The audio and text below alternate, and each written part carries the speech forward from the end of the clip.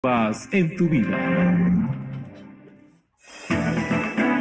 La Sociedad Dominica de Medios de Comunicación, Sodomco, presenta A Pensar Más con Rosa María Palacios.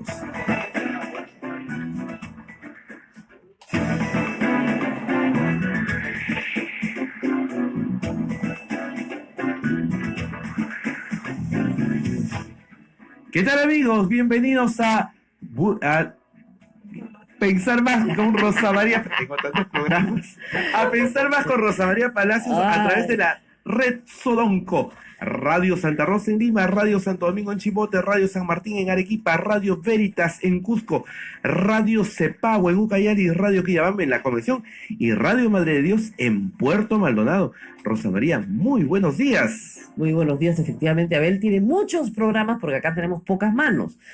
Quiero justamente empezar pidiendo disculpas porque mucha gente nos está escribiendo de por qué no subimos la versión del programa a iTunes. Y el problema es que, o sea, ya, digamos, como dice, no soy pulpo, pues señora, no puede hacer todo, ¿verdad?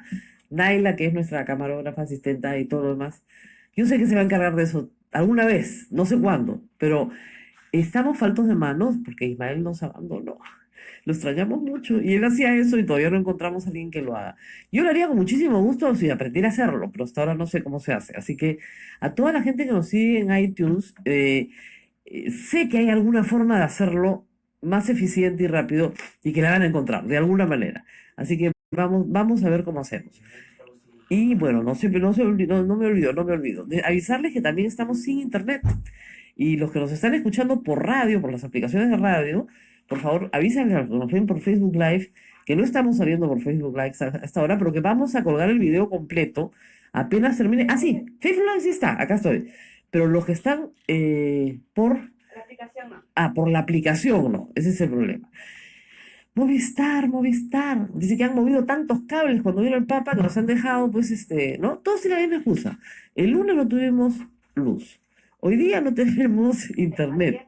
Ayer tampoco tuvimos internet. Entonces, a ver si nos ayudan, pues. Somos una radio muy pequeña, muy chiquita. Estamos dentro de un convento, por el amor de Dios, por favor. ¿Qué más podemos hacer? ¿No? Y por esa razón no tenemos ahorita cable, no puedo ver las noticias mientras hablo con ustedes. Estamos en toda esta preocupación. Pero bueno, hay otras preocupaciones más importantes. Como ustedes saben, va a haber un viaje de los familiares de las víctimas del Grupo Colina a San José de Costa Rica. La idea es presentarse ante la Corte Interamericana para la audiencia del 2 de febrero, está a la vuelta de la esquina, y explicarle a los miembros de este tribunal tan importante cuál es el problema que tienen con el Estado peruano. Como ustedes saben, las víctimas son parte, son los deudos o las víctimas, ¿no? Son parte en este proceso y la otra parte es el Estado peruano. Y el Estado peruano no ha respondido a los serios cuestionamientos que hay sobre este indulto, que son básicamente dos, que esto ha sido una negociación, una componenda, un trato, ¿no? Entre el sector de Kenji Fujimori y Pedro Pablo Kuczynski y sus operadores para salvarse de una vacancia, y que además, y esto es lo más grave, Alberto Fujimori no cumple con ninguno de los requisitos establecidos para un indulto humanitario. Hay un grupo de gente joven, colectivos, las mismas víctimas, universitarios, gremios, sindicatos, etcétera, que están convocando a una gran movilización nacional el 30 de enero, como medida de protesta previa antes de la audiencia del 2 de febrero. 30 de enero, hay que anotar la fecha. Ahora vamos a hablar con los organizadores de esta importante presencia en las calles. Yo he ido a la del 11 de enero, 11 fue el 11 de enero, y la verdad es que creo que salió muy bien hasta que nos apagaron la luz, pero bastante bien. Recuerden ustedes, las primeras movilizaciones fueron la misma noche de Navidad, el día 24, el día 25, que son días netamente familiares, el 28 de diciembre, el 11 de enero, han habido una tras otra, y se espera que el 30 de enero sea muy, muy, muy, muy grande y de carácter nacional, como la fue el 11 de enero, porque este asunto del indulto ha puesto al gobierno en una posición muy vulnerable también, eso hay que decirlo. Vamos a hablar en este momento con Tania Luján, ¿está aquí? Tania, que es la secretaria general de la ACUNI, que es la Asamblea de Estudiantes de la UNI, a la Asociación de la UNI, y ella va a hablar un ratito primero de lo que significa esto para los estudiantes. Cuéntanos un poco, Tania Luján, qué es lo que ustedes quieren manifestar en las calles el día 30 de enero y cómo se están organizando. Nosotros como estudiantes universitarios que decidimos salir a marchar, marchamos por un sentido de indignación y también, ¿no?, en rechazo contra el pacto que se ha hecho entre PPK y el Fujimorismo y una parte del Fujimorismo, ¿no?, que ha canjeado un indulto por su permanencia en la presidencia. Nosotros los jóvenes que salimos a marchar de las distintas universidades tenemos como objetivo revocar este indulto, pero también exigir la renuncia de PPK, que no creemos que ya sea un presidente que pueda seguir manejando el Perú, y también, ¿no?, el sentir de todos los estudiantes y también del pueblo que sale a marchar es que todos los corruptos se salgan, se vayan, que se vayan todos los corruptos. Que se vayan todos. Estamos aquí también con un representante, una representante de los familiares, porque evidentemente, yo siempre digo, no son las víctimas las que se hacen representar porque las víctimas no están. En los secuestrados, que es una razón por las cuales acusaron a Alberto Fujimori de secuestro agravado, sí están, son Samuel Dyer y Gustavo Ritti, pero los secuestrados y asesinados obviamente se hacen representar por sus familiares, no se pueden hacer representar por ellos mismos, porque ya no están con nosotros. Flor Wilke está con nosotros, ella es familia. Yo le agradezco mucho por estar con nosotros y a nombre de los familiares, ¿qué nos puede decir de este nuevo camino? Porque es un nuevo camino el que se abre, ¿no es cierto? Así es, Rosa María, estamos empezando de nuevo, es como si hubiéramos regresado nuevamente a los 90 en los que iniciamos estos esfuerzos y esta lucha por encontrar justicia para nuestros familiares. Lamentablemente este indulto nos ha puesto en una situación así nuevamente en el que tenemos que empezar otra vez en un camino y en un proceso y en un propósito que ya habíamos logrado, ¿no es cierto? Que era la justicia para los familiares, es un además esfuerzo que le costó a los familiares muchas veces sin el acompañamiento del Estado, ni de las procuradurías, ni de la Fiscalía, sino un camino en solitario de los familiares, con el acompañamiento permanente de las organizaciones de la sociedad civil. Nosotros nos hemos sentido de manera permanente acompañados por ellos, por la ciudadanía, por jóvenes como los muchachos que veo ahora y a quienes agradezco que nos acompañen también esta vez. Agradezco su nobleza de corazón, que puedan indignarse por situaciones como estas, ¿no es cierto?, de injusticia nuevamente en el país, porque muchos de los familiares, Rosa María, que nosotros representamos y que nos hemos ido conociendo también en el camino, porque nosotros no es pues que nos guste tener este papel de víctimas y de familiares, nos hemos ido conociendo en el camino y sumando esfuerzos entre los familiares también, son hermanas, madres, de jóvenes como ellos, que tenían una preocupación legítima por su país en ese momento, en los 90, y que salían a las calles a expresar una posición diferente y que por esa razón fueron o silenciados o asesinados. Y que están cada día mayores. Raida Cóndor me dijo, nosotros ya estamos viejos, o sea, ya pasan los años, ¿no es cierto? No es que olviden a sus familiares, pero salir a marchar, ir a pelear a las calles, y algunos familiares ya no están tampoco, han pasado 25 años, ¿no? Hay padres que murieron, simplemente familia que queda, ¿no? Pero no es la primigenia que salió a protestar y evidentemente tiene que haber un relevo. En el caso de tu padre, Flor, yo cada vez que invito a Indira, a ti, recibo 100 personas diciendo, no, su papá lo mató en Sendero Luminoso, que no se queje.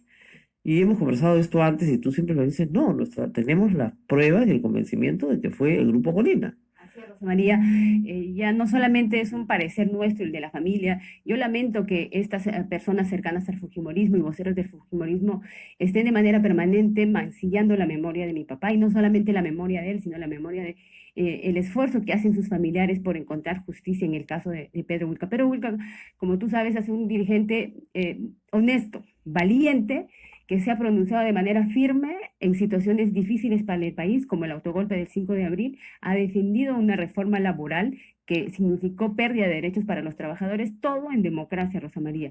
Y yo creo que esa condición de opositor al gobierno de Fujimori no puede ser razón para que pueda ser asesinado y silenciado.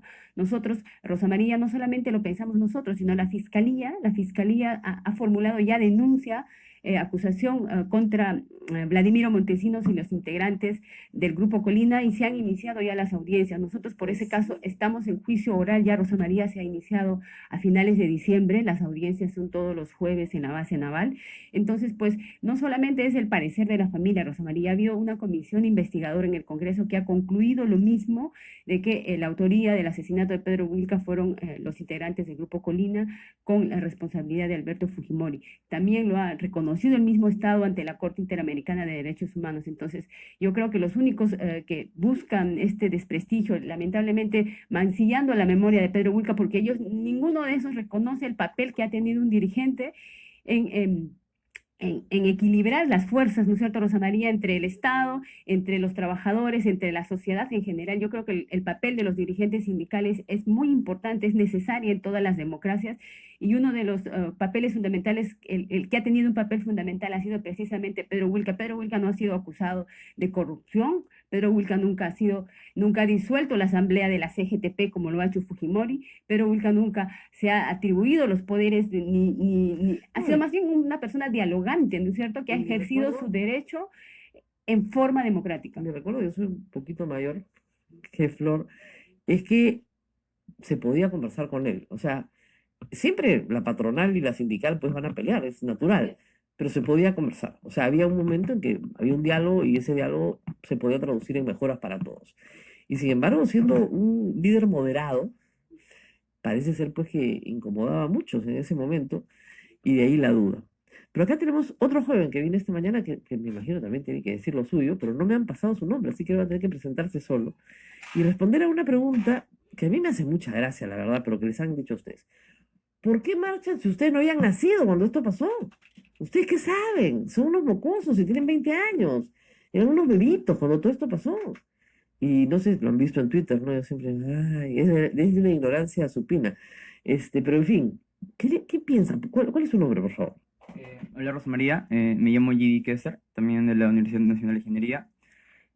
Justamente cuando nos hacen esa pregunta de que los jóvenes no deberíamos opinar porque no hemos vivido esos momentos, es decirle a ellos que de una u otra forma se conocen de los antecedentes, se conocen de la historia, se conocen de los hechos que han sucedido. Y esos son esos hechos los que tenemos que tener en cuenta para de una u otra forma tener viva nuestra memoria y no volver a cometer los mismos errores del pasado.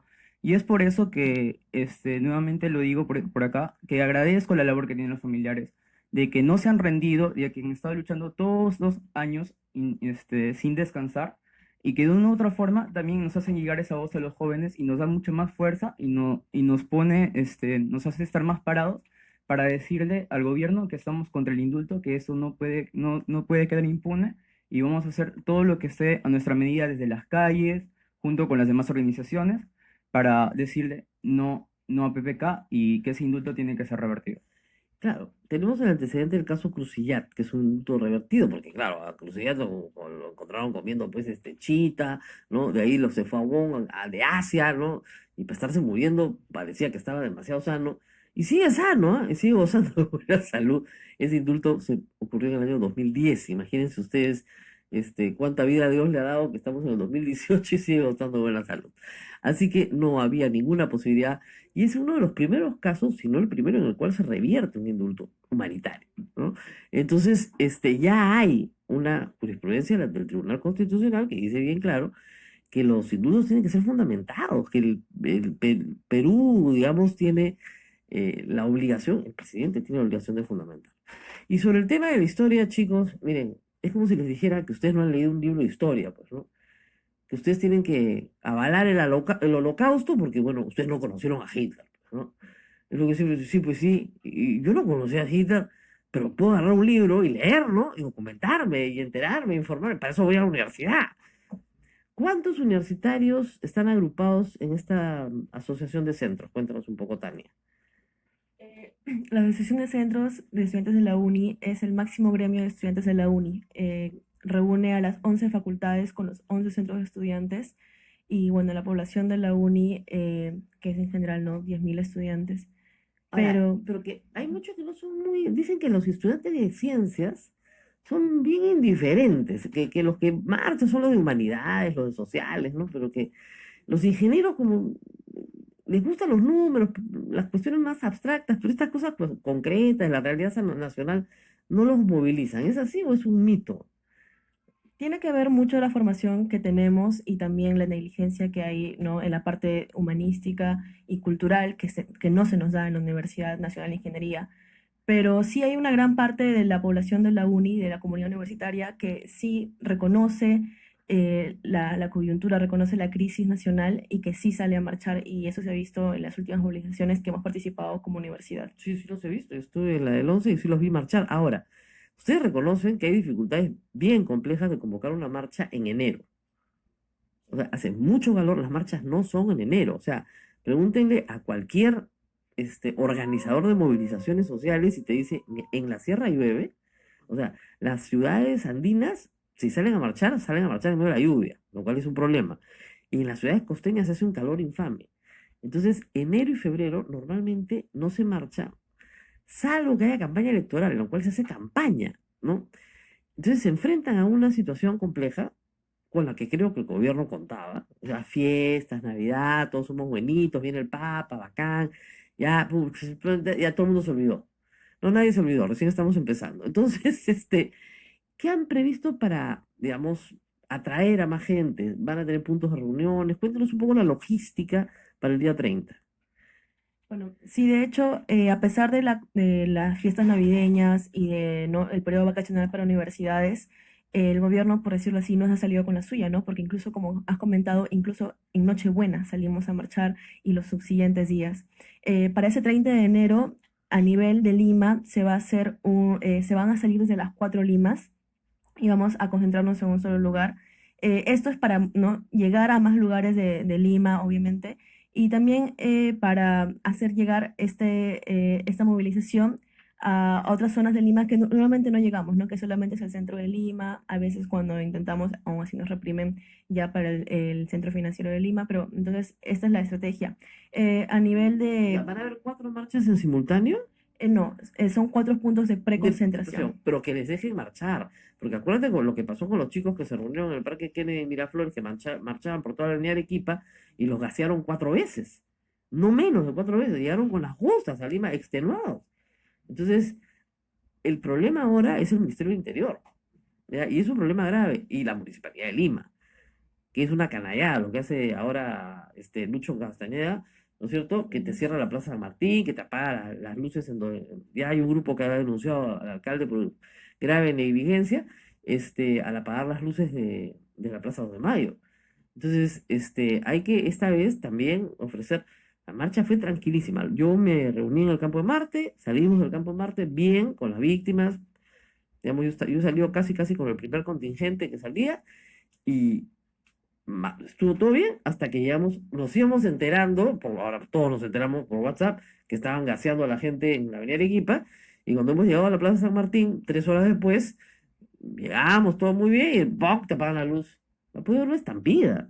Entonces, yo creo que hay que asegurarnos de que hablemos con el ministro del Interior en un tono con un suelo más parejo, ¿no? Tal vez con el defensor del pueblo, no sé, con alguna otra institución que pueda dar. Oigan, las plazas eran para llenarlas, no para mirarlas, ¿no? No nos dejan entrar a la Plaza San Martín, o sea, ese golpe. Y eso tiene una sola explicación, ¿ah? Se mueren de miedo porque todos sabemos cuál es el aforo que tiene la Plaza San Martín. La Plaza San Martín llena son 50.000 personas. Es de terror. Entonces no quieren que el aforo se vea completo. Porque desde el punto de vista visual, una foto de una larga marcha, bueno, sí puede ser interesante, pero una foto de una plaza llena es peor. ¿No? Ese es el problema. Tenemos de poder que todas las marchas, las preconcentraciones ya puedan llegar a un momento determinado a la Plaza San Martín y que se pueda llenar la Plaza San Que se Martín. pueda usar la Plaza San Que Martín. efectivamente, nosotros se están haciendo las solicitudes. A veces pienso, ¿para qué sirve que uno se comprometa ante el Ministerio del Interior a una ruta cuando luego se va a bloquear la ruta y luego no se van a tomar las medidas para que se pueda dejar que la movilización pueda transcurrir en tranquilidad? Porque no solamente, Rosa María, es el tema de apagar la luz, sino que no se corta el tránsito ¿Viste lo que por las hicieron? calles. Nos atropellaban los carros y la gente nos odiaba, pues obviamente, cuando en vez de establecer un sistema de rutas alternas que se ha hecho siempre en el centro, con la debida anticipación, no cortaron el tránsito para que la gente digamos, pasara por el lado en el cual, y la otra cosa que fue muy, si se quieren ustedes, opresiva, es que nos pusieron dos filas de policías a los lados y que nos iban estrechando y estrechando y estrechando en algunos puntos, con escudos, o sea, te iban empujando hacia el centro. Esa es una estrategia de amedrentamiento clásica, ¿no? Entonces, esa es la arquitectura utilizada, el urbanismo utilizado para chancar a la persona. Entonces, tampoco estos estudiantes que son de la uni no son sonazos y los viejos que vamos con ellos tampoco, pues nos damos perfectamente cuenta de lo que están haciendo, con un helicóptero encima todo el tiempo, con tanquetas, ¿no? Para crear un clima de, pucha, de repente me pasa algo, un clima de miedo, que pueda disuadir a los más jóvenes que nunca han ido a una marcha. Los más viejos ya sabemos de marchas. Oigan, ni Alan García, oye, cuando marchamos contra Alan García, que te juro que eran buenas las marchas, ni Alan García nos cerró la Plaza San Martín. O sea, ni Alan García. O sea, ¿cómo pensé que nos cierran la Plaza San Martín? Pues es ridículo. Ahora, no sé si vas a viajar, Flor, como familiar. No, Rosa María, van a viajar los familiares directos de Cantuta y Barros Altos. Cantuta y Es Barros una Altos. audiencia que tiene que ver con cumplimiento de esas sentencias Así y que es. se está preparando que viajen los familiares de esos De dos los casos familiares puntuales. directos de los fallecidos. Ujú. Claro, porque de repente la gente no entiende esto. El Grupo Colina mató a mucha gente, ¿no? Santa y Pativilca son dos casos diferentes. La gente piensa a veces que es el mismo por la cercanía geográfica, pero no es lo mismo. Cantuta y Barrios Altos son dos casos diferentes. Pero Wilca es un caso diferente. Asesinatos en la Universidad del Centro, diferente. Entonces, ¿cómo nos hemos enterado de todas estas cosas? Porque los Colina, una vez que se vieron enfrentados a un juicio de verdad, no con una amnistía, se dieron cuenta que tenían que cantar. Y ellos mismos han dado pistas sobre los otros asesinatos. Se calcula que aproximadamente registrados, hay unos 60 muertos registrados, porque hay que incluir también los asesinatos en el sótano del CIE, ¿no? Entonces, este grupo militar, de la estructura militar, todavía tendría muchísimo para contar de desaparecidos de esa época, ¿cierto? Pero de lo que se sabe y de los casos que se llevan ante la corte, se llevan dos, La Cantuta y Barrios Altos. Y esos dos casos, que eran los más sólidos para juzgar a Alberto Fujimori, se llevan primero, ¿no es cierto?, a las cortes peruanas porque ya estaban juzgados los otros. Bueno, me dice que nos tenemos que despedir. ¿Llegó Daniel? Está en camino. Daniel Llovera viene para contarnos de una denuncia muy grave contra Pedro Pablo Kuczynski. No sé, palabra final, por favor. Sí. Queremos invitarlos a tus oyentes y a la ciudadanía que nos ha acompañado de manera permanente en este proceso de búsqueda de justicia, que nos acompañen el día de hoy. Hoy hay un plantón por el caso Pativilca. Estamos a la espera de que la Sala Penal Nacional pueda pronunciarse. Esperamos nosotros a favor de la continuidad de este proceso y de que Alberto Fujimori pueda ser incluido en esta investigación y en este juicio y que no pueda pues alcanzarle a él la gracia presidencial que de manera irregular le ha dado el presidente. Porque hasta en eso han Kuczynski. sido burros, pues. A ver, les explico rapidito. La Constitución dice que el presidente puede dar derecho de gracia a una persona que ha excedido, ha estado tan, para que tengan una idea, ha estado tanto tiempo preso y no le han dado su sentencia, que ya, bueno, ya sal, pues, compadre, porque estás demasiado tiempo preso. ¿Ya? El caso de Pativilca es un caso que recién se está iniciando. Por lo tanto, no le alcanza el derecho de gracia a Alberto Fujimori. Está completamente fuera de los plazos. Entonces, solo por ese caso debería estar preso de nuevo porque pueden quitarle una medida de prisión preventiva. Solo por ese caso, mientras se resuelve todo lo demás. Entonces, si la sala penal dice, sí, efectivamente, acá hay una interpretación y esta es la interpretación correcta, porque hay una duda, porque cuando se empieza, cuando viene de Chile, cuando lo piensa Chile, ahí dice que no, que este caso se pide a Chile y que es en la fecha de la solicitud de la extradición que empieza el caso. No, pues porque el caso empieza cuando empieza el caso, en el Perú, ¿no? Entonces, esa es la discusión que tienen que resolver hoy.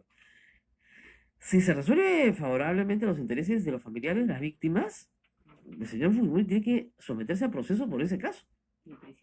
Y lo lógico, teniendo en cuenta la posibilidad de que deje el Perú en cualquier momento, es que se solicite una prisión preventiva. ¿A dónde va a ir? A donde siempre estuvo. Así que aprovechen para pintar las paredes, ¿no? Que sería bonito, y ahí regresa. Pero de verdad, y en el caso de la Corte, hay que decirlo, a mí Carlos Rivera me lo dijo acá claramente, la audiencia es el 2, y la Corte se pronuncia en 2 o 3 semanas, recordándole al Estado peruano cuáles son sus obligaciones, y la obligación central del Estado peruano es otorgar justicia para las víctimas. Sí, claro. Por eso es que el caso de Barrios Altos es emblemático. Porque con el caso de Resaltos lo que se cuestiona es la amnistía dada en el año 95 por el Congreso al Grupo Colina. Y dicen, acá no proceden amnistías. Esto no, o sea, tienen que ser juzgados, condenados y cumplir su condena. Obviamente, la Corte nunca se ha pronunciado sobre un indulto humanitario. Sobre eso no hay precedentes. Pero lo que va a juzgar la Corte, con toda claridad, es que si acá hay un indulto humanitario o no lo hay. Y es, creo que más que evidente, para todos los que hemos seguido el caso de cerca, que aquí no hay ningún indulto humanitario. Y además lo que es divertido es que al principio hasta ellos mismos se contradecían. Ahora no, jamás nos hablamos, nunca hubo negociación, nunca nos vimos. No, cuando tenemos claramente, yo creo que el artículo de Jorge Molveri en el Comercio es prueba plena. Dice, la decisión estaba tomada en agosto, faltaba la oportunidad. Y eso lo ha puesto en blanco y negro. Entonces, y él es el asesor principal de Kenny Fujimori. Entonces, yo creo que no hay más discusión que esa. Considera que el señor Fujimori es el garante de la gobernabilidad política del Perú y que gracias a él, como garante, no, imagínense, un preso, no es decir, de garante, el señor Kuczynski va a poder permanecer en el poder. Y estos jóvenes están gritando en la calle que se vaya. Y les digo que Keiko Fujimori, que ese es otro personaje en esta historia, que también quiere que se revierte el indulto, aunque me parezca increíble, porque la Defensoría del Pueblo, que no ha salido a hablar de nada en materia de derechos humanos, ha salido a hablar justamente ayer de este tema. ¿No? Sorpresa. Walter Gutiérrez llega a la Defensoría con los votos del keikismo, ¿no? También se opone, por supuesto, al indulto, ¿no? Entonces, bueno, todos acá sonreímos de medio lado, pero es raro, ¿no? Pero efectivamente, Keiko Fujimori se opone al indulto de su padre. Lo dice en un comunicado. No es la forma. Ah, perfecto, no es la forma, no hay ningún problema. Bueno, si hay que vacar a Pedro Pablo Kuczynski el día de mañana por algún otro caso de corrupción, créanme que hay más de 100 votos en el Congreso listos para hacerlo. Incluidos los 60 de Keiko Fujimori. Saca los 15 saca los 15 de PPK, lo que les queda, y los 10 de Kennedy, 25, ya, te quedan 95 que estarían más que dispuestos a vacarlo.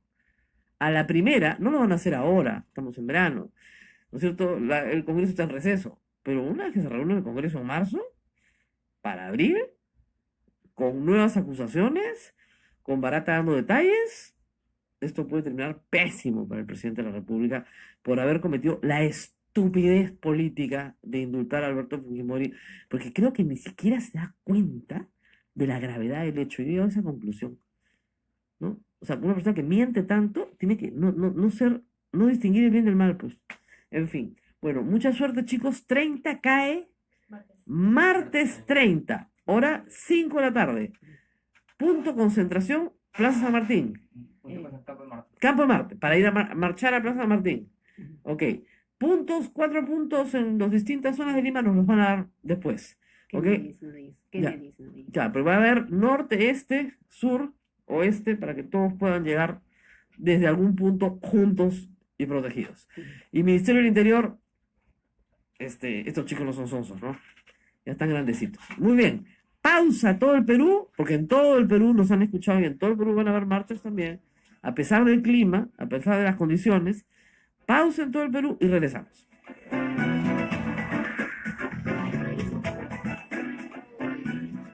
Sodomco, Sociedad Dominica de Medios de Comunicación. Somos la primera emisora católica del Perú. La primera en llevarte la mejor información, veraz y precisa, desde el mismo lugar de los hechos. Radio Santa Rosa, buenas nuevas en tu vida. De blanco y negro van los misioneros, llevando la palabra América.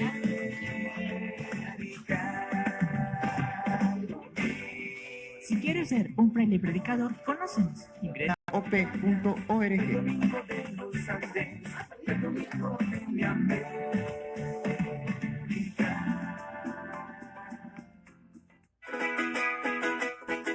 En Radio Santa Rosa, hagamos lío con el Papa Francisco. Debemos recordar siempre la dignidad y los derechos de los trabajadores. Denunciar las situaciones en las que se violan estos derechos y ayudar a que contribuya a un auténtico progreso del hombre y de la sociedad. Pidamos, hermanos, por el mundo del trabajo, para que a todos se pueda asegurar el respeto y la protección de sus derechos y se le dé a los desempleados la oportunidad de contribuir con el trabajo a la construcción del bien común. Gracias, Papa Francisco. Radio Santa Rosa. Buenas nuevas en tu vida. Benedictio Dei omnipotentis, Patris et Filii et Spiritus Sancti, descenda super vos et maniat semper. Gracias por tu sintonía. Radio Santa Rosa. Buenas nuevas en tu vida. Sodomco, Sociedad Dominica de Medios de Comunicación. Continuamos con A Pensar Más con Rosa María Palacios a través de la Sociedad Dominica de Medios de Comunicación. Nuestra anfitriona, Radio Santa Rosa en Lima, Radio Santo Domingo en Chimbote, Radio San Martín en Arequipa, Radio Veritas en Cusco, Radio Cepagua en Ucayali, Radio Quillabamba en La Convención y Radio Madre de Dios en Puerto Maldonado. Estamos llegando, pese a todas las dificultades, Rosa María, estamos allí presentes. Es que por AM y por FM sí llegamos, pero creo que no llegamos por internet. Por internet, en las aplicaciones. En las aplicaciones. Y no tenemos, ahorita no tengo internet acá en la cabina, por lo tanto no puedo leer sus comentarios de Twitter. Muchas gracias a toda la gente que está escribiendo. Sí, pero no puedo contestarle nada. Yo estoy leyéndolo en el teléfono. En el Facebook, ya, claro. Y gracias, y me dicen que no solamente acá, sino hasta en Palacio no hay internet. No creo, ¿eh? No creo que en no Palacio, creo que no haya, ¿no? Yo tampoco creo. Pero este barrio, pues, parece que estuvo muy movido con la visita del Papa, ¿no? Así que, bueno, hablando del Papa, mientras esperamos a Nieve Llovera, hay que decir que, por si acaso, no sé si a ustedes les ha pasado, que tienen un grupo de WhatsApp de amigos, de amigas, de parientes, de primos, de tíos, de lo que fuera, que leían unos mensajitos del Papa, y mira qué lindo este mensajito del Papa, ¿no? Una cosa bien dulzona, pues así bien edulcorada, ¿no? Entonces, esto no es del Papa. Bueno, ya ayer han advertido que, por si acaso, todo lo que le llegue a usted que diga que es del Papa, no es del Papa. Eso pasaba mucho con algunos escritores importantes también, a los cuales atribuían frases que nunca dijeron, textos que nunca escribieron. Entonces hay que tener cuidado, sobre todo cuando se trata de citar al Papa. Bueno, y les voy a seguir comentando lo de la Defensoría del Pueblo, porque ha sido muy curioso. Walter Gutiérrez, cuando asumió el cargo, dijo que en realidad el tema de derechos humanos ya lo habían tratado demasiado en las defensorías, cuando es el mandato principal según la Constitución, ¿no? Y que les iba a interesar más en casos de defensa del consumidor y otras materias que, bueno, puede ser que se haya ocupado, ¿no? Pero lo cierto es que ayer, digamos, era solicitado en la Defensoría 2 veces el expediente completo al Ministerio de Justicia del indulto de Fujimori. Y el Ministerio de Justicia se ha negado a entregárselo.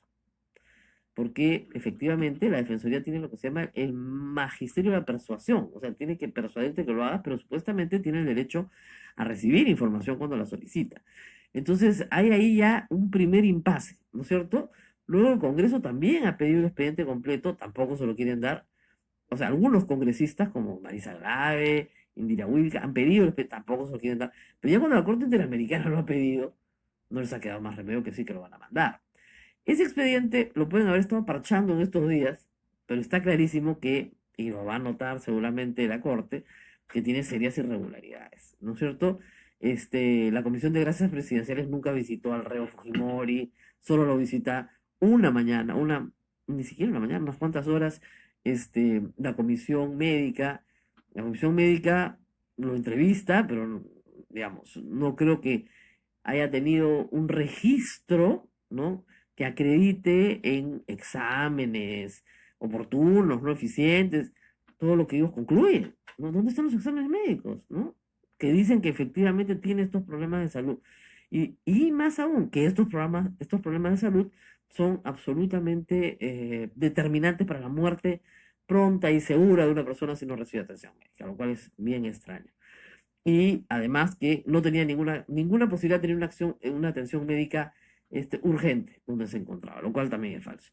Entonces, la Defensoría ha dicho para el informe, el indulto a Fujimori es deficiente. Eso está en portada del Comercio y de la República hoy día. Y es deficiente, pero es más que deficiente, pues es nulo. O eres o no eres.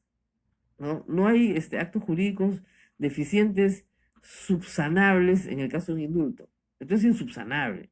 O estás enfermo o no estás enfermo, pero no hay posibilidad de estar medio enfermo. Es como estar embarazada, ¿no? Bueno, estaba un poquito embarazada, ¿no? No estaba mucho, pero no, estás o no estás. Entonces, o califica o no califica.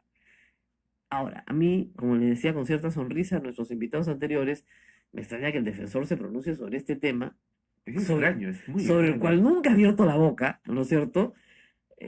Y sabemos que Walter Gutiérrez llegó con los votos de el fujimorismo, pero básicamente del ala de Keiko, ¿no?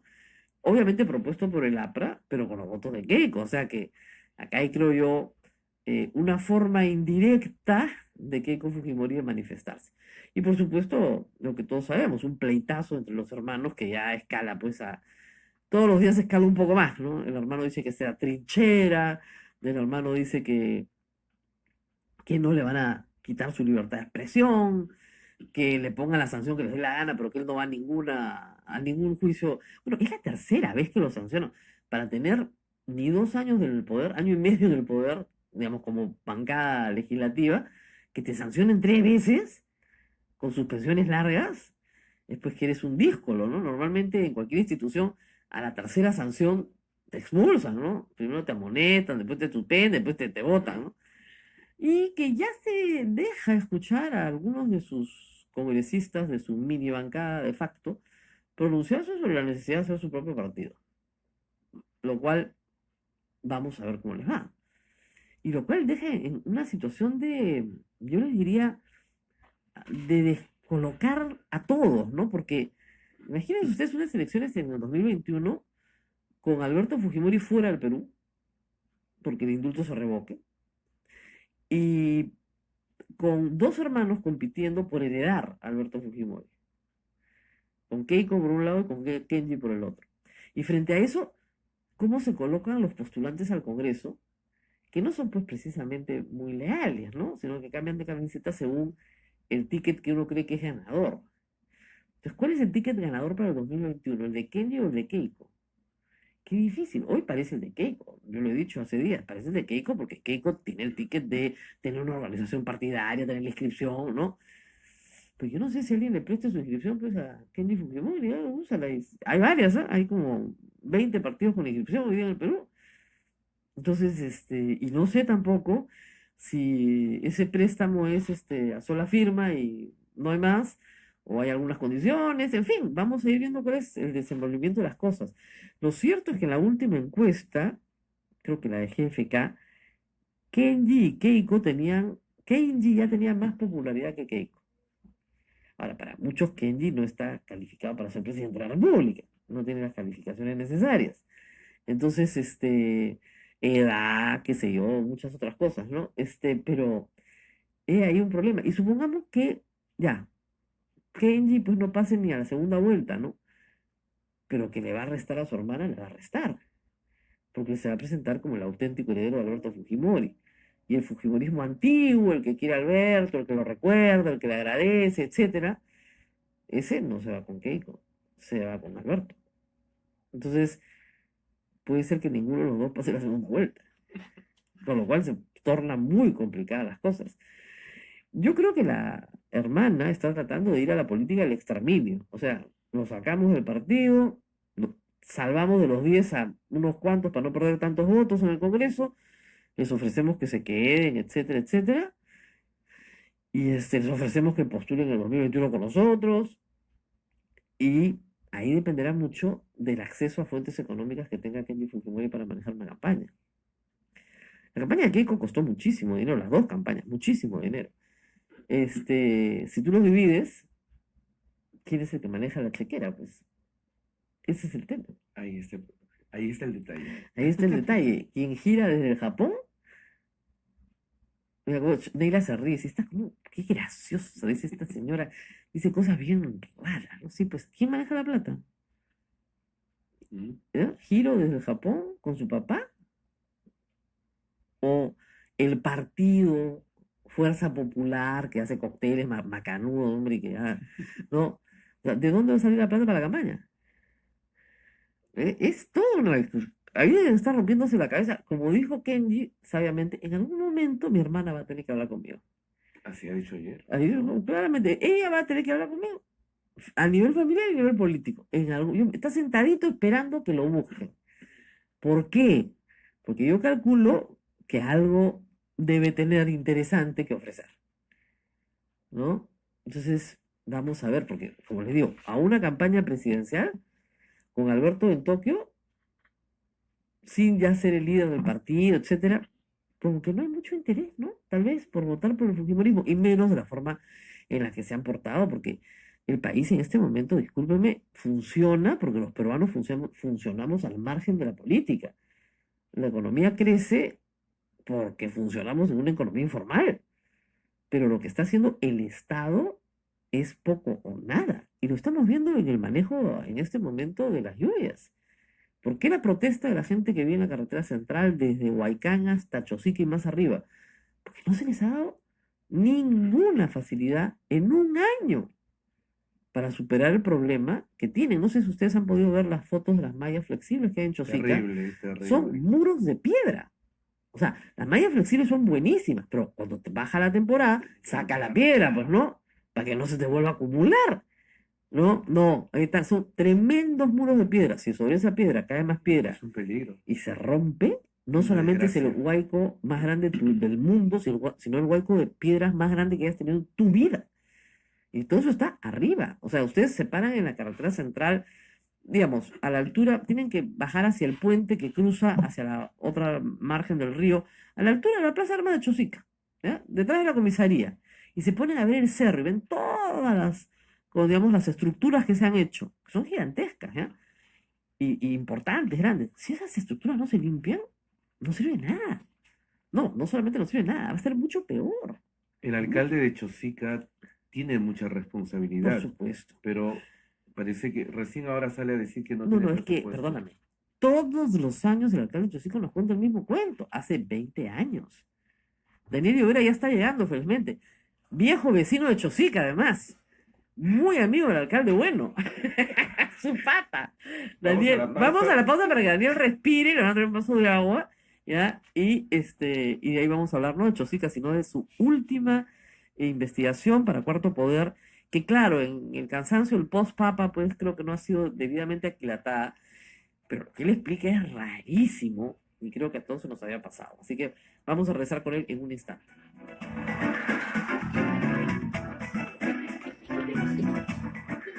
Sodomco, Sociedad Dominica de Medios de Comunicación. Somos la primera emisora católica del Perú. La primera en llevarte la mejor información, veraz y precisa, desde el mismo lugar de los hechos. Radio Santa Rosa, buenas nuevas en tu vida. Es tu palabra la justicia. Se escucha en la isla la verdad. Desciende fuego por el Amazonas. Tus bailes pisan tierra tropical. Orden de Predicadores. Conócenos, ingresa a www.peru.op.org. Orden de Predicadores.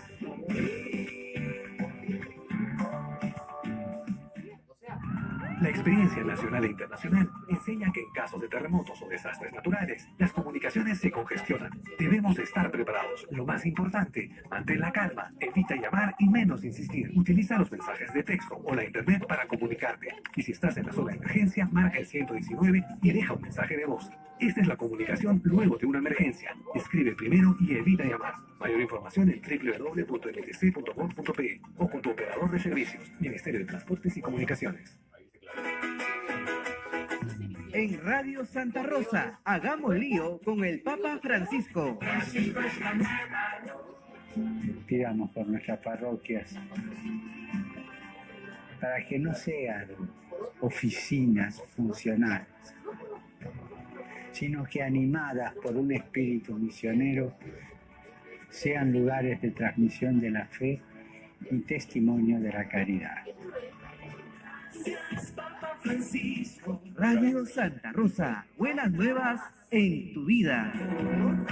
Benedictio Dei omnipotentis, Patris et Filii et Spiritus Sancti, descenda super vos et maniat semper. Santa Rosa, buenas nuevas en tu vida. Sodomco, Sociedad Dominica de Medios de Comunicación.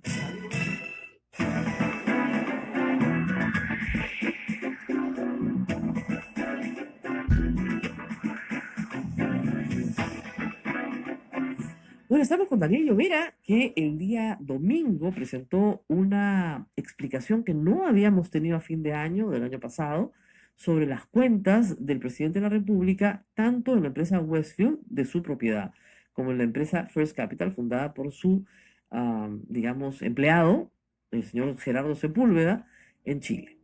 Él, el presidente, ha sostenido que él no tiene relación alguna con First Capital, que First Capital es una compañía que pertenece al señor Sepúlveda y que son negocios del señor Sepúlveda los que éste realizó con la empresa Odebrecht. Esa es la premisa fundamental.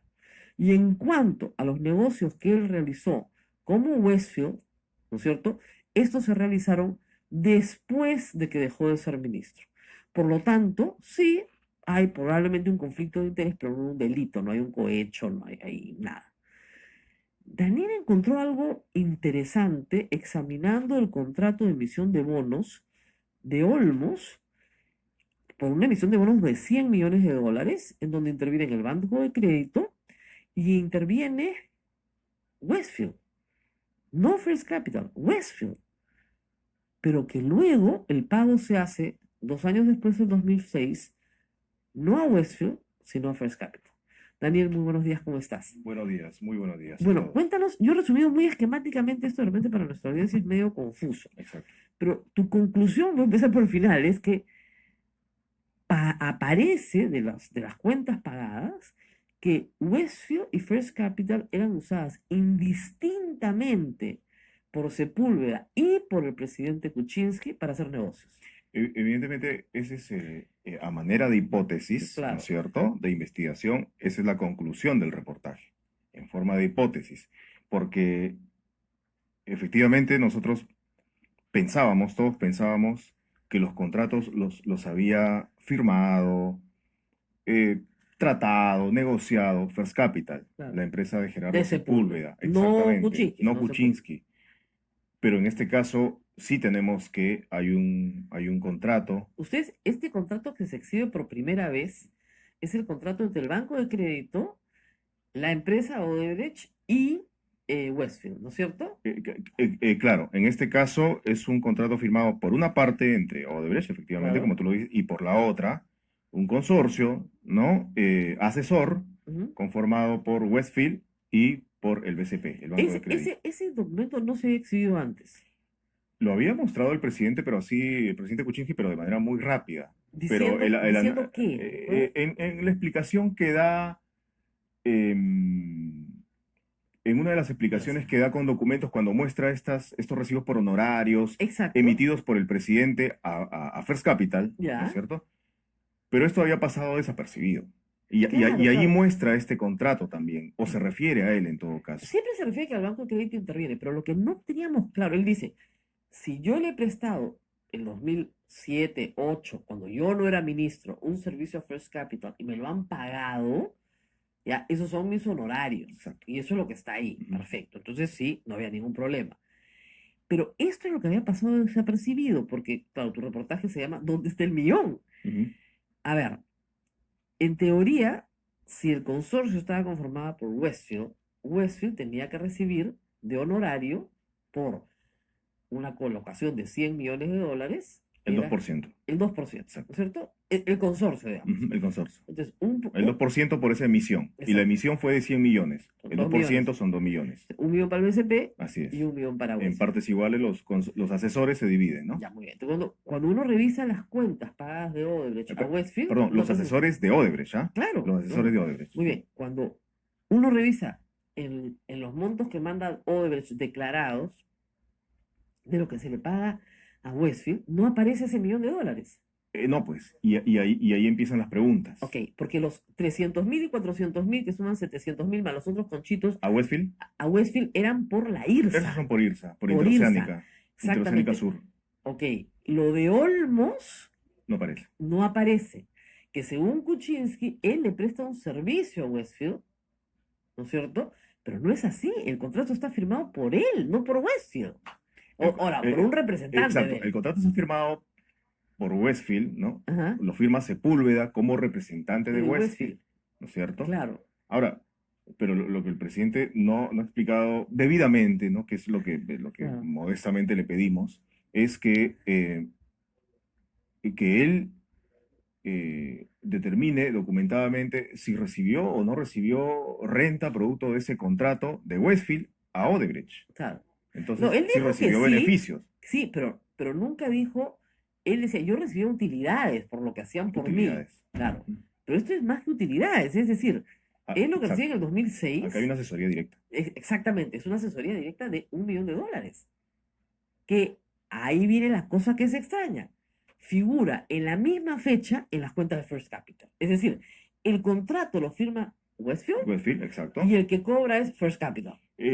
No, claro, a ver, como nosotros vimos ya en la relación de pagos de Odebrecht a Westfield, que no figuraba este concepto de asesoría para conseguir dinero para el proyecto Olmos, entonces nos fuimos a First Capital, a la lista de Claro. pagos de Odebrecht a First Capital. Y allí figuraba que antes de finalizar el gobierno de Alejandro Toledo, o sea, cuando el actual presidente Kuczynski era premier, Ujú. había pagos, 3 pagos por exactamente lo mismo, por $1.000.000. Entonces, Que sumaban $1.000.000. Exacto, que sumaban los 3 Claro, pagos $1 porque millón. lo que ha dicho el presidente es, a mí me contrataron para Olmos después de que fui ministro, ¿no es cierto? Y hice una pequeña asesoría a First Capital y First Capital me pagó un honorario. No sabemos hasta el momento si el presidente se refería a lo mismo, si es otra asesoría. Pero lo que es inconsistente es, si First Capital estaba contratando al ex entonces ministro para que le diera asesoría, ¿por qué el contrato lo firma Westfield en el 2004? Exacto. Eso es lo que es inconsistente. O sea, si hubiera sido, mira, ¿sabes qué? Yo soy Westfield, no tengo nada. First Capital tiene un contrato, me pide una asesoría, yo se la doy, me pagan, no soy ministro, perfecto, la cobro, ya está. Pero lo que es inconsistente es que el contrato está firmado por Westfield, Sepúlveda, firmándolo como Westfield, pero lo cobra Sepúlveda también, pero como First Capital. ¿Por qué no cobra Westfield? Mira, es una pregunta que nosotros hemos planteado, Claro. ¿ya? ¿Por qué no lo cobra Westfield? Porque el contrato, es más, como no recibíamos noticia de parte de Ni del Odebrecht, presidente, ni de Odebrecht, ni de presidente, Sepúlveda. etcétera, ni Sepúlveda, a quienes les hemos preguntado, Rosa María, desde diciembre venimos pidiendo entrevistas, ¿no es Claro. cierto?, con estas partes. Entonces, desde diciembre del 2017, fuimos al Banco de Crédito. Claro. El Banco de Crédito nos dice inicialmente que el trabajo lo terminó Westfield, pero luego nos dice, tal vez revisa bien sus documentos el Banco de Crédito y nos dice, no, lo empezó Westfield y luego lo reemplaza First Capital. Entonces Ya. ahí nosotros decimos, Bueno, entonces le traspasó el contrato al otro. exacto, entonces ahí nosotros decimos, oye, entonces podría tratarse del mismo contrato, no de pagos distintos, ¿no es cierto? Claro. Este es el millón que debió ir a Westfield. Y ahí surge esta idea o esta hipótesis de que, bueno, entonces eran... La respuesta podría ser digamos, pensando bien, es, sí, yo no era ministro, pero como me llamaron a ser ministro, mis contratos se los pasé a Sepúlveda para que los terminara de trabajar. Claro, esa puede ser una explicación, Entonces, pero si... Sepúlveda terminó de hacer sus trabajos con su compañía, ¿no? Ok, pero si tenemos en cuenta que los contratos se firmaron, los contratos, de nuevo, entre Odebrecht y Westfield Ajá. y su socio BCP, su consorciado BCP, en marzo del 2004, eso no tiene mucho sentido, porque en marzo del 2004 Kuczynski había vuelto al gabinete. Ya era de nuevo Claro, ministro. claro. Él había vuelto en febrero del 2004, si no me equivoco, y este contrato se firma después de febrero del 2004. O sea, no estaba en el periodo, digamos, porque acuérdense ustedes que Kuczynski es ministro desde el 2001 hasta el 2002. Ujú. Y de ahí, por supuesto, se hace sus actividades privadas, y el 2002, 2003, y primer mes de 2004 puede hacer lo que le dé la gana. Sí, Pero pero... Entre julio del 2002 y casi todo el 2003. Claro. Mejor dicho, todo el 2003. Todo el 2003. Entonces, ahí podía ser... Ahí no era nada. Claro, entonces tú podías decir, no, perdón, esto es un contrato que yo negocié, sí, lo firmamos, pero ya como ya era ministro, ya no podía. Entonces ya se lo pasé a otra gente, a mi gente de Sepúlveda, que lo conocía, y dije, tú trabajas con el Banco de Crédito y gánate tu $1.000.000, ¿no? Claro, eso tendría, como tú dices, sentido si este contrato no se hubiera firmado por Sepúlveda en marzo, cuando Kuczynski ya era ministro. Exacto. Y entonces se firma en el 2004. El presidente actual ya era otra vez Ministro de Economía, ministro de Economía. Y después primer ministro, Exacto. hasta, acuérdese usted, julio del 2006. Así es, hasta casi el final del Hasta el gobierno final. de Toledo. Entonces, la cobranza se hace ¿en qué momento? Siendo el premier. Siendo el premier. O sea, firma el contrato. La mayor parte del cobro se hace siendo el Westfield premier. es una empresa unipersonal donde su empleado, según él, la utilizó para ganar una plata sin su consentimiento. Ok, puede ser. Pero ¿por qué lo hace como Westfield primero y como First Capital después? Y eso te llega a la hipótesis de la conclusión. Es posible que estas empresas se usaran indistintamente. Y luego ustedes aportan en el reportaje una serie de indicios, ¿no es cierto? Exacto. Indicios de los más extraños, ¿no? Por ejemplo, el currículum de una persona del Banco de Crédito, cuenta esa parte, por favor. Nosotros tomamos contacto con este señor que se llama Andrés Milla Comitre, porque de pronto vimos que su firma aparecía, ¿no? En el contrato. Bueno, era interesante llamarlo. Porque debajo de su firma no decía si participaba el nombre de Westfield, el nombre de First Capital, el nombre del BCP, ni de Odebrecht. Bueno, lo llamamos. ¿En calidad que firma usted? Nos responde. En calidad del BCP. Y efectivamente, pues averiguamos que era un funcionario importante del BCP. Luego, años después, este señor se va a trabajar a First Capital. Y también luego se va a trabajar a Odebrecht, hasta ahora, ¿no es cierto? Yeah. Hasta ahora. Yo no sabía que él estaba trabajando actualmente con Odebrecht. Yo no sabía. Tomé conocimiento al final. Entonces, en Odebrecht tienen una política de que ningún funcionario declare, y tal vez por eso él ya, después de esa primera pregunta, de respuesta muy breve, muy lacónica, ya no me dijo nada más, lamentablemente. Pero sí tomamos contacto con él. El tema es que en el currículum de este señor hay una parte importante, cuando él empieza a narrar su experiencia. En primera línea dice, fundador y representante de First Capital en el Perú, algo así como brazo financiero de la empresa, de la empresa Latin American Enterprise Fund Manager. Y es la empresa, digamos, la empresa grande, la empresa matriz de la que salen todos estos bracitos.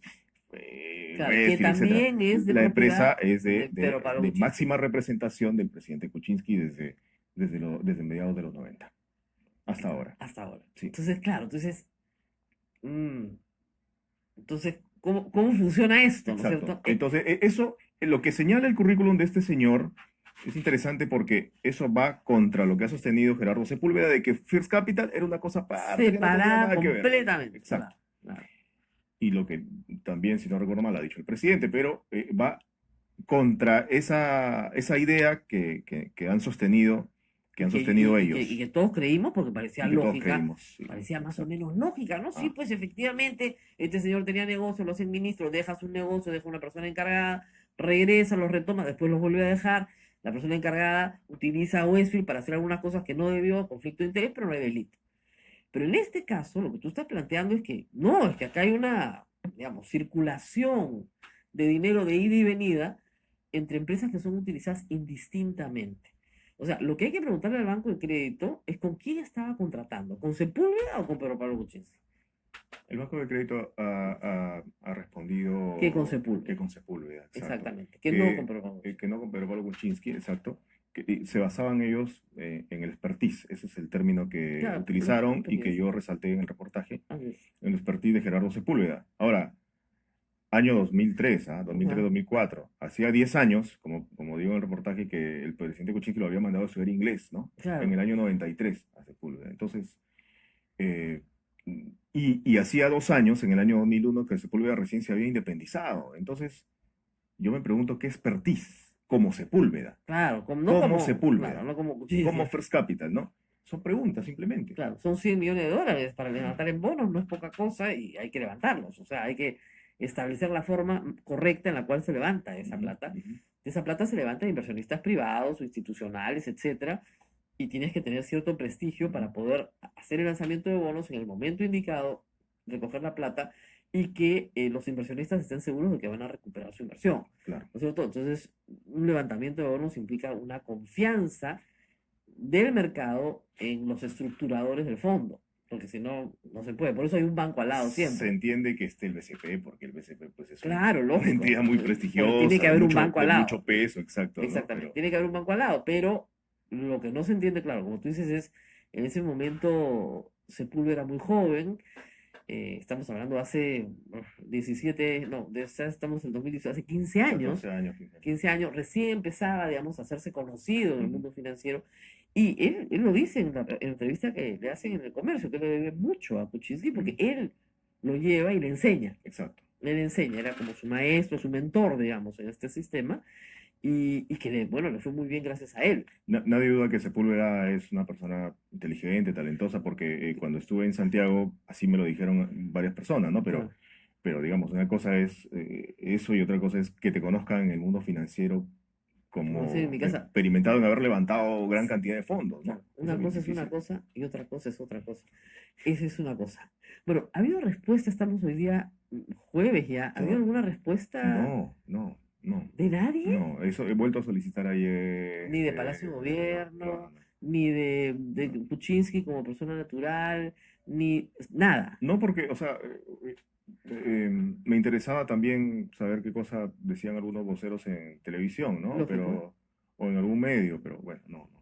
Ni siquiera los voceros. La primera ministra está en Davos. Sí, está muy ocupada. Entonces no hay forma de saberlo, ¿no? Bueno, Pero no la sabemos. oficina del Ojalá, presidente de la ojalá República, que haya alguien podría sí, comentar una sobre la explicación, porque materia, ¿no? es importante, ¿no? Pero claro que Porque es si no se importante, es siguen- un agujero. ¿Sabes qué pasa? Porque son Que- hipótesis ya, ¿no? Claro, lo que pasa es lo siguiente, y eso lo tiene que entender el presidente. Una te la cree, pero ya 2, 3, 4, 5 que se van acumulando sobre la primera y que no es consistente con la primera, ya las inconsistencias comienzan a mostrar que no se está explicando correctamente o de repente no estamos entendiendo correctamente y por lo tanto se necesitan más explicaciones.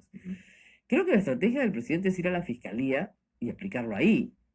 Ahora, él sabe que no puede ser juzgado durante su mandato. Por lo tanto, yo sí creo que hay el peligro político de que lo dejen sin mandato para que lo puedan juzgar, justamente por no querer explicar lo que tiene que explicar. Y esta es efectivamente una situación en la cual yo creo que queda claro que acá hay un pago que confunde, porque hay que entender que de lo que sabemos hasta ahora, hay dos intervenciones. Una intervención es IRSA y otra intervención es Olmos. ¿Ya? Y todos pensábamos que Olmos H2O era una intervención del año 2008, no una intervención del año 2004. ¿No es cierto? En este caso, la etapa previa de Olmos H2O, tras base Olmos. Exactamente. El túnel. El túnel. El túnel, sí. Exactamente, porque recuerda que él reconoce en una entrevista en RPP, bueno, sí, ahora que me acuerdo, sí, les hice el 2008 un trabajo, ok. No era Esa es otra asesoría. Así es. Por lo que llamamos Olmos Irrigación. Exactamente, donde sí, efectivamente, ya no era ministro, no tenía conflicto de interés. Claro, qué feo tu cliente, pero finalmente ahí no hay ningún delito porque en ese momento contratar con los derechos no era delictivo.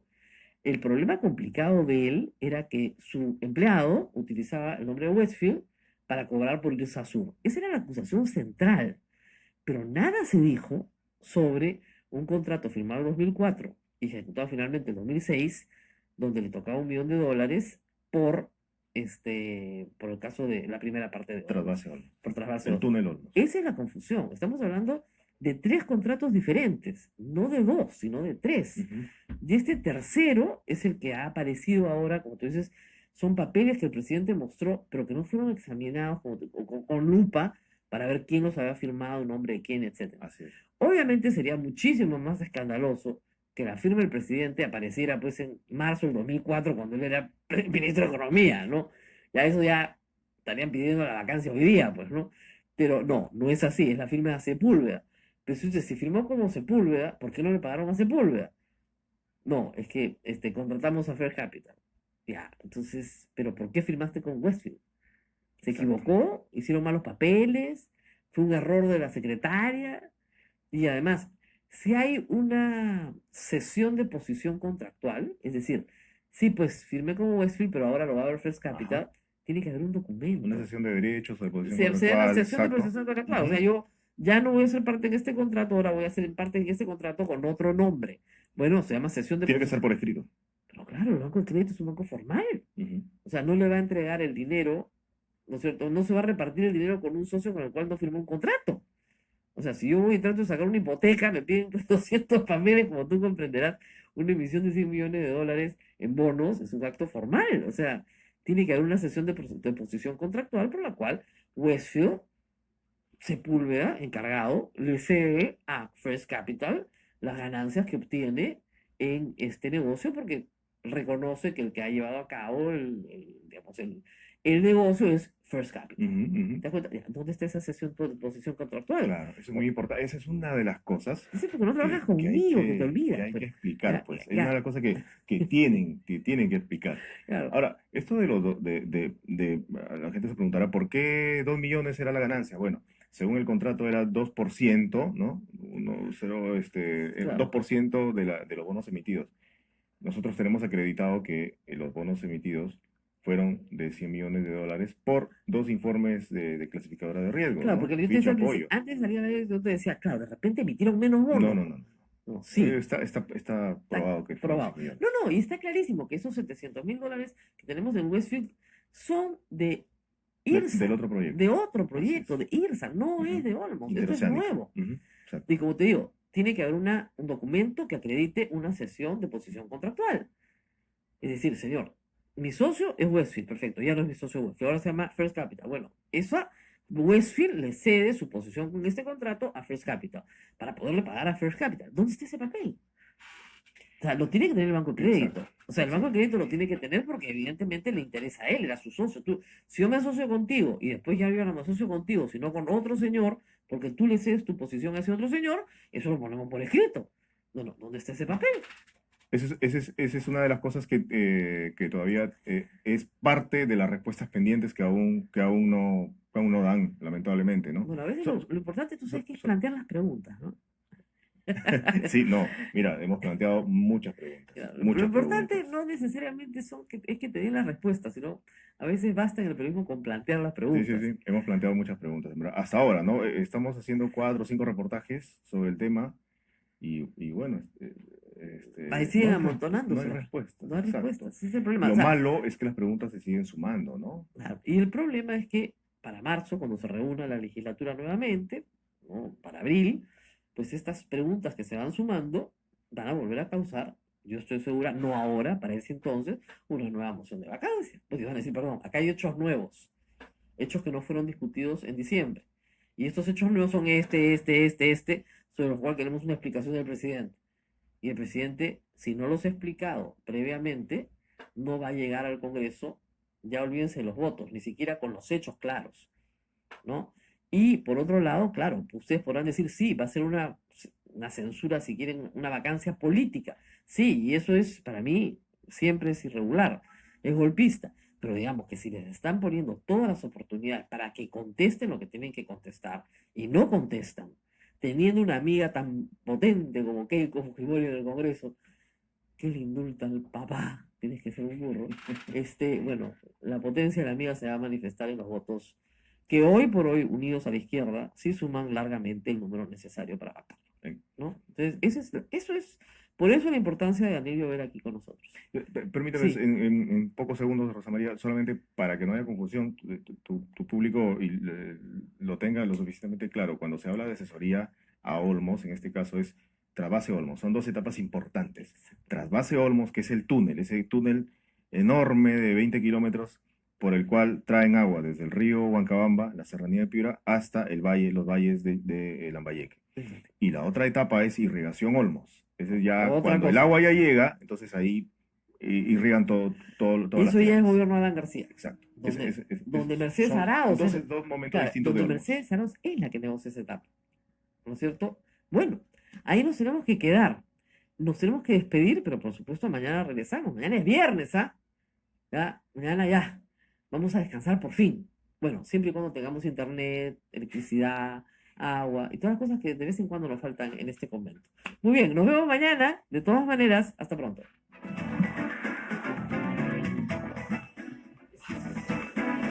Hasta aquí, A Pensar Más con Rosa María Palacios.